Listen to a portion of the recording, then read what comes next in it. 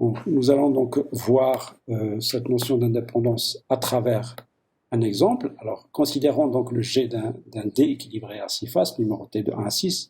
Nous avons donc pris oméga égale 1, 2, 3, 4, 5, 6, d'accord? Et on considère T égale P de oméga, l'attribut qui est formé par l'ensemble des parties de oméga. Et on considère les deux événements suivants.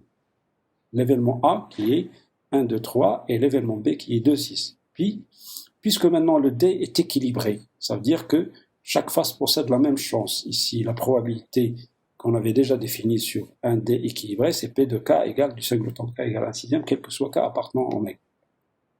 Donc nous avons donc notre modèle, c'est-à-dire nous avons oméga T et P, d'accord, et P, oméga T et P, d'accord. Alors, on peut calculer maintenant P de A inter B. Alors, A inter B, c'est le singleton 2, et P du singleton 2, c'est 1 sixième, le singleton. P de chaque singleton, c'est égal à 1 sixième. P de A maintenant, c'est P de la réunion de ces singletons-là, c'est la somme des P par l'axiome 2, et donc c'est 3 fois 1 sixième, ça fait 1 demi. P de B, c'est 2, 6, donc c'est P de la probabilité de deux singletons, donc c'est ça ou ça, donc c'est la somme, puisque les singletons sont disjoints, donc 2 fois 1 sixième, c'est 1 tiers. Donc, on remarque que P de A inter B égale à 1 sixième, c'est égal à 1 demi fois 1 tiers. Ça veut dire qu'il est égal à P de A fois P de B, donc on conclut que A et B sont indépendants par rapport à P. Ça veut dire que l'équation d'indépendance est vérifiée. Alors maintenant, considérons, on va considérer le même modèle, mais ici, ce qu'on va modifier, c'est la probabilité. On va modifier la probabilité P, qui est la probabilité uniforme correspondant au D équilibré, c'est-à-dire la probabilité de chaque singleton était égal à 1 sixième. Maintenant, on va prendre une autre probabilité qu'on va appeler P tilde, et qui est définie par maintenant la probabilité du singleton 1 égale celle du singleton 2 égale celle du singleton 3 égale à 1 sixième. Premier cas, mais par exemple, celui du singleton 4, c'est 1 quart, et celui des singletons 5 et 6, c'est 1 sur 8.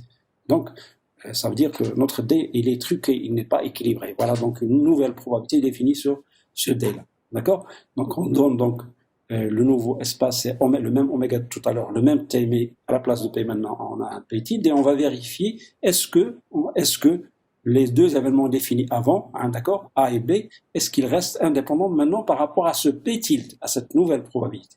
Alors, en calculant P tilde de A inter B, alors on a dit que A inter B c'est le singleton 2 et P du singleton 2 ici, c'est P tilde du singleton 2 c'est 1 sixième, et P tilde de A est composé des singletons 1, 2, 3, donc ça veut dire 3 fois 1 sixième c'est 1 demi, donc c'est bon.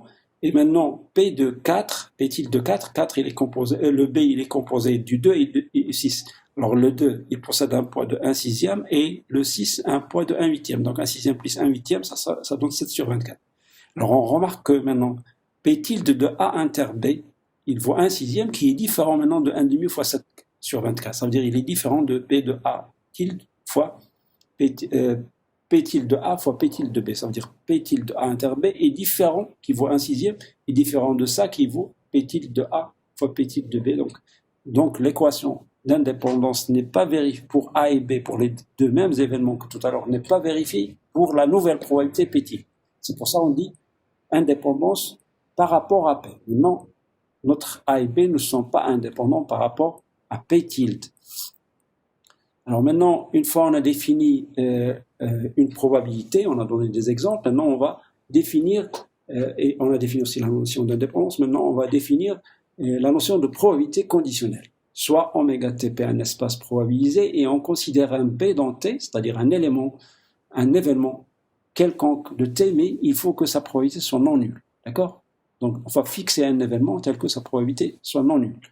Et on dit que la probabilité conditionnelle d'un événement à quelconque dans T, sachant que ce B-là qu'on a fixé est réalisé, sachant que B est réalisé, notez P de A sachant B. C'est la probabilité que A soit réalisé, sachant que B soit réalisé, est définie par, voilà, c'est la formule de définition de la probabilité conditionnelle, P de A sachant B, c'est par définition P de A inter B sur P de B. Attention, on remarque ici, ce slash, ce n'est pas le backslash. Alors le backslash, ça correspond à A moins B, et ici, ce slash, ça veut dire sachant. On s'intéresse à la probabilité de A, sachant que B est réalisée, elle est donnée par la formule P de A inter B sur P de B. Alors maintenant, en fixant le B, hein, c'est le A qui varie, en fixant le B, faisons varier A ici à la place de ce point-là, on obtient une probabilité, une vraie probabilité sur T. D'accord? Une vraie probabilité. AB fixé, P de quelque chose sachant B est une probabilité sur T. D'accord? Le B ici joue le rôle d'un paramètre de la probabilité. D'accord? Alors, exemple, en considérant toujours l'exemple du D équilibré précédent avec les événements A, toujours A égale 1, 2, 3 et B égale 2, 6, nous avons P de A sachant B, c'est P de A inter B sur P de B. P de A inter B, on l'avait calculé, c'est 1/6, divisé par P de B, qu'on connaît aussi, c'est 1 tiers. Donc, le résultat se donne 1 demi. Alors maintenant, P de B sachant A, donc on va inverser aussi la tendance, c'est la même formule, P de A inter B sur P de A cette fois-ci, et donc c'est 1/6 divisé par P de A qui égale 1 demi, et ça nous donne 1 tiers. D'accord? On remarquant que nous avons ces formules-là qui sont valables tout le temps, regardez, si vous regardez ces deux formules-là, d'accord, qui nous donnent P de A sachant B et P de B sachant A, on remarque qu'ils ont quelque chose de commun qui est la probabilité de A inter B. Donc, P de A inter B, c'est P de A sachant P fois P de B, et c'est aussi égal à P de B sachant A fois P de A, c'est ce qu'on a écrit ici, qui nous donne donc ces formules.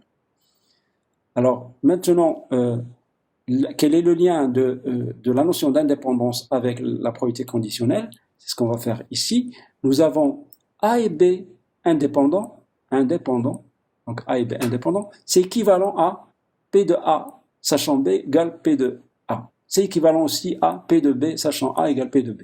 Les trois choses sont équivalentes. J'ai mal écrit les choses, mais ça, c'est équivalent à ça, c'est équivalent à ça. D'accord? Quand on dit deux événements sont indépendants, automatiquement on a ça et on a ça. Quand on a une de ces équations, celle-là, donc automatiquement on a l'indépendance et on a ça. Et l'indépendance, c'est P de A inter B égale P de A fois P de B. Donc il y a équivalence entre les trois formules. Alors, en revenant, on va vérifier ça dans l'exemple avant, en revenant à l'exemple du D équilibré et en considérant toujours A et B qu'on avait considéré, nous avons P de A sachant B, si on vient de le calculer, on a trouvé 1 demi. Et c'est exactement P de A. Et P de B sachant A égale 1 tiers, c'est aussi P de B. Donc on a trouvé ces deux équations-là. Pourquoi? Parce que justement A et B sont indépendants par rapport à ce P. Alors, vous pouvez vérifier que ceci ne reste pas vrai pour le P tilde. Si vous calculez P de A tilde, P tilde de A sachant B, vous n'allez pas trouver que c'est P tilde de A. Et la même chose, P tilde de B sachant A n'est pas égal à P tilde de B, parce qu'ils sont dépendants et donc les équations ne sont pas vérifiées, donc vous n'allez pas trouver ces équations.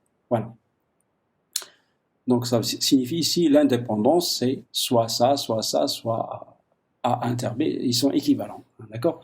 Alors maintenant, la notion, on reste toujours dans cette histoire de probabilité conditionnelle. D'accord? Si on a maintenant une suite d'événements A1, A2, AN qui sont dans T, alors on peut calculer P de l'intersection de tous ces événements, l'intersection de I égale A, N, D, AI. On peut montrer que c'est facile de montrer, bien sûr, c'est par récurrence, par exemple, c'est P de A, c'est-à-dire la première, fois P de A2, sachant la première, fois P de A3, sachant l'intersection des deux, fois P de A4, sachant l'intersection des trois, et ainsi de suite, jusqu'à P de A fois P de AN, sachant l'intersection des N-1 AI qui sont avant. Donc vous pouvez écrire ça pour chaque valeur de J, jusqu'à arriver à N, vous faites éclater ce produit-là, vous allez trouver ce que je viens de citer, c'est-à-dire P de l'intersection des AI, c'est P de A1 fois P de A2 sachant A1, fois P de A3 sachant A1 inter A2, fois P de A4 sachant A1 inter A2 inter A3, et ainsi de suite jusqu'à P de AN sachant A1 inter, etc., jusqu'à inter AN-1. Voilà, c'est une formule qu'on peut aussi trouver et qu'on peut utiliser en probabilité qui